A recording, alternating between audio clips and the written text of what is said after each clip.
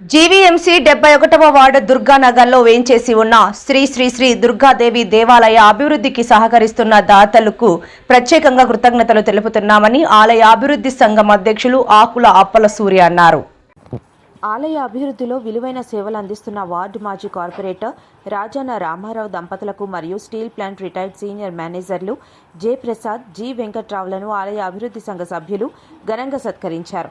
ఈ సందర్భంగా అధ్యక్షులు అప్పలసూరి మాట్లాడుతూ రాజకీయ పార్టీలకు కుల మతాలకు అతీతంగా ఆలయ అభివృద్ధికి సహకరిస్తున్న అమ్మవారి భక్తులందరికీ ప్రత్యేకంగా కృతజ్ఞతలు తెలుపుతున్నామని, అందరిపై అమ్మవారి కరుణ కటాక్షాలు ఎల్లప్పుడూ ఉండాలని ఆకాంక్షిస్తున్నామన్నారు. ముఖ్యంగా ఆలయ అభివృద్ధిలో భాగంగా కొంత సమస్య వచ్చినప్పుడు కార్పొరేటర్ హోదాలో ఉన్న రాజన్న రామారావు తక్షణమే స్పందించి సమస్యను పరిష్కరించి ఆలయ అభివృద్ధికి అందించిన సహకారం మరవలేనిదన్నారు. ఈ కార్యక్రమంలో ఆలయ కమిటీ సభ్యులు, ఆలయ సేవకులు, భక్తులు అధిక సంఖ్యలో పాల్గొన్నారు.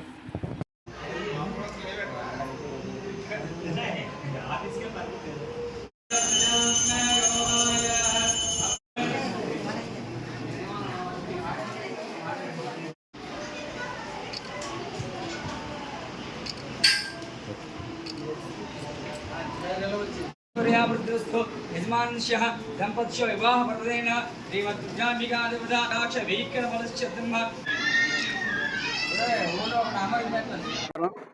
71వ వార్డు దుర్గానారు ఈ దుర్గాదేవి ఆలయ అభివృద్ధి సంఘం టెంపుల్లో మన 71వ వార్డు కార్పొరేటర్ గారు రాజన్ రామారావు గారు, మా మిత్రులు, మా సేవలేసులు, ఒక మంచి మనిషికి ఒక మౌనపూర్వకంగా మా సహాయ సహకారాలు అంటే అమ్మవారి ఆవిడికి ఒక మంచి వ్యక్తి.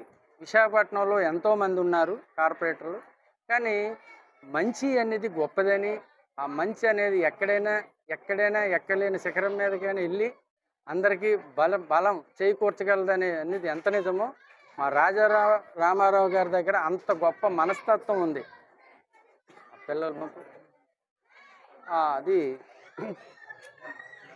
ఈ రోజున మా అమ్మవారి ఆశీస్సులతో మరి వాళ్ళ ఫ్యామిలీని రమ్మని మా అమ్మవారి సూచనలతో మరి మా మిక్తులకి ఏదో మా చిన్న శిరస చేయాలనే ఉద్దేశంతో మరి వాళ్ళు పిల్లడం వాళ్ళు రావడం అయ్యింది. అయ్యా, ఈ 71 అనేది మరి ఎక్కడో గొప్ప విశేషంగా ఉంది. అందుకే ఆయన నియోజకవర్గంలో ఎంత పెద్ద టెంపుల్ మరి విశాఖపట్నంలో ప్రతి ప్రౌరుడు కూడా గర్వించే రోజు రేపు 27లో ఇది ఇంత పెద్ద ప్రాజెక్ట్ అవ్వడానికి కారణం అమ్మవారి ఆశీస్సులతో మా సాయి సహకారులు. ఎందుకంటే రామారావు మంచి వ్యక్తి, మంచి ఇదంటే మా స్టార్టింగ్లో చిన్న సమస్య వచ్చింది.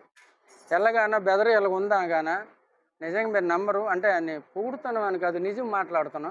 పద బెదరు నేను వస్తాను అని చెప్పవలసిన వాళ్ళకి అక్షరంగా ఎడమర్చి వాళ్ళంటే ఏమనుకుంటున్నావు, నీతి నిజాయితీ గారు ఒక దేశ సైనికులు ఎలా అంటారు, ఆ కమిటీ వాళ్ళు అలా అంటారని ఒక వ్యక్తి చెప్పగానే ఆయన లేచి సెలవు కొట్టేసి ఓకే మీరు ప్రొసీడ్ అవ్వండి అని మాకు అంత ఇచ్చారు. బెదరు ఇవాళ మీ అందరి సమస్యంగా నిజంగా నీకు కృతజ్ఞతలు తెలుపుతున్నా. ఇలాంటి అవకాశం రాలేదు, నిజంగా అది చాలా ఇదైంది.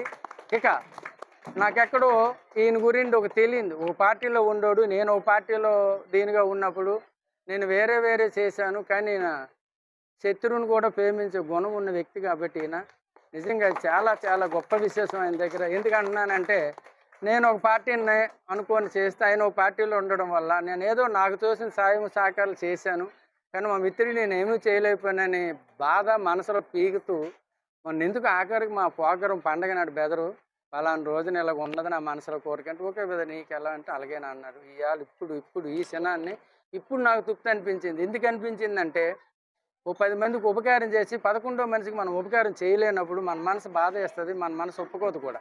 అందుచేత నిజంగా బెదరు ఇంకా ప్రజలకి మన గాజువాకలో పెద్ద కుటుంబంలోనూ పెద్ద అన్నల పాత్రలు అని ఇవ్వాలి కాదు, 70-80 సంవత్సరాల గురించి కూడా మీ గురించి బల్లిరెడ్డి సత్యనారాయణ కూడా బండారు సత్యనారాయణ కూడా మీ ఫ్యామిలీ గురించి ఆయన చెప్పాడు. నేను రోడ్డు వేస్తుంటా అక్కడ, ఎందుకంటే అంత మంచి పేరు మీకు ఉంది బెదరు.